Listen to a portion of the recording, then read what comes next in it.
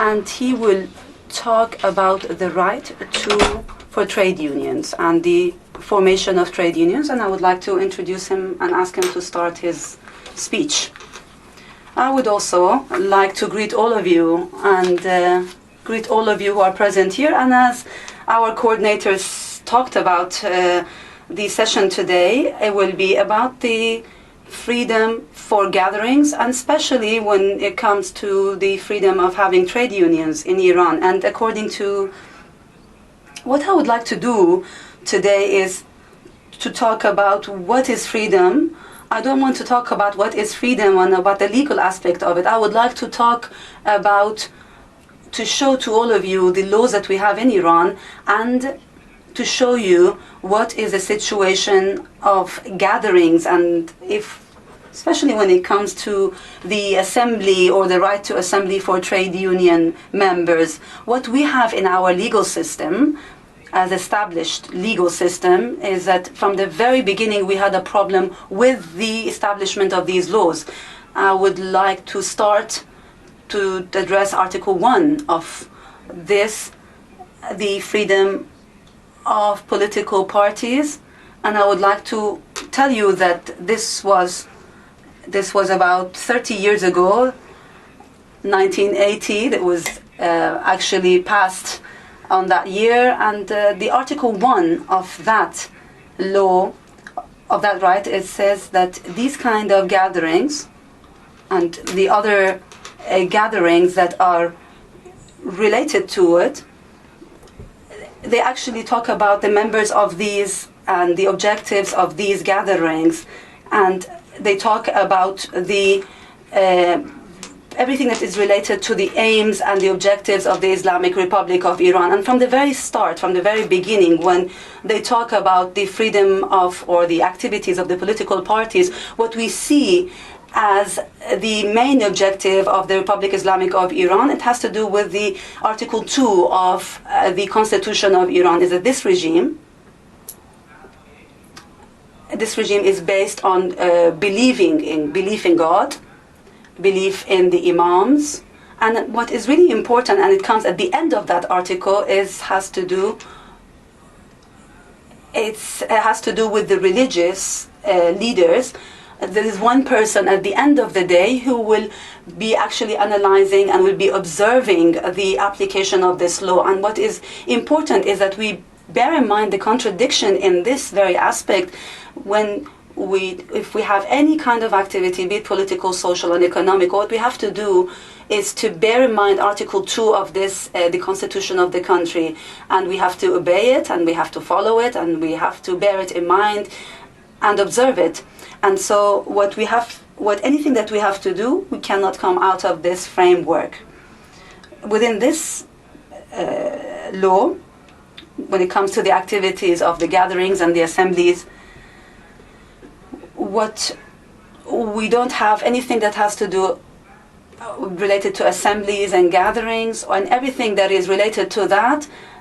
All it says is that a group of people who gather to speak about their profession. But when it comes to Article 3, it says that any kind of assembly or any gathering, be it gathering of farmers or professionals, they have to be people who have volunteered to be part of this group, and their objective should be to show what Islamic principles are, and to talk about the propagation of the Islamic principles. And so the definition that is given to the activities of these professional groups that get together in different forms, it has to do with the propagation of Islamic rights. So what our idea of what is trade unionist or syndicates in the West has nothing to do with what we have in Iran.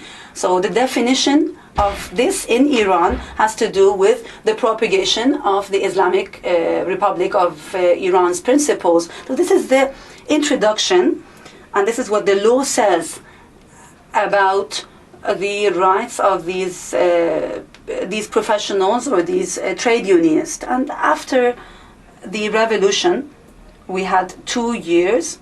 For 2 years, we had independent gathering of trade unions, but unfortunately, the activities of this group have stopped because they were faced with the oppression and with the problems that the government created to them. And so this was actually stopped at the very beginning after the revolution, and from there on we had the council, the Islamic Council, that started their activities. And so what we said, that as we said, according to Article 3, the groups in Iran, they only can work within the framework of propagating the Islamic principles, nothing related to the labor law, nothing related to the activities of their own profession.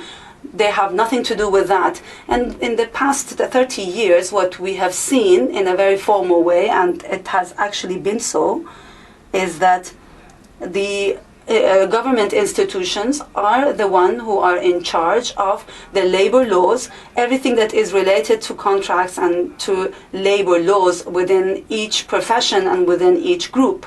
And to the date, nothing has been given, or this right has been given to the groups themselves to do so. And so this, I've tried to actually talk to you about this, and to tell you that when these activities were limited, obviously the employees and the employers, they have realized that they have no right to do anything to change these laws related to their work. And in the past few years, the trade unions that we had in Iran, they have tried to actually broaden the scope of their freedom. They've faced incredible limitations from the government, and people who are actually working within their own professions or within their own trade unions and basically talking about their own work, they have faced amazing accusations, such as threatening the stability and the security of the country. And so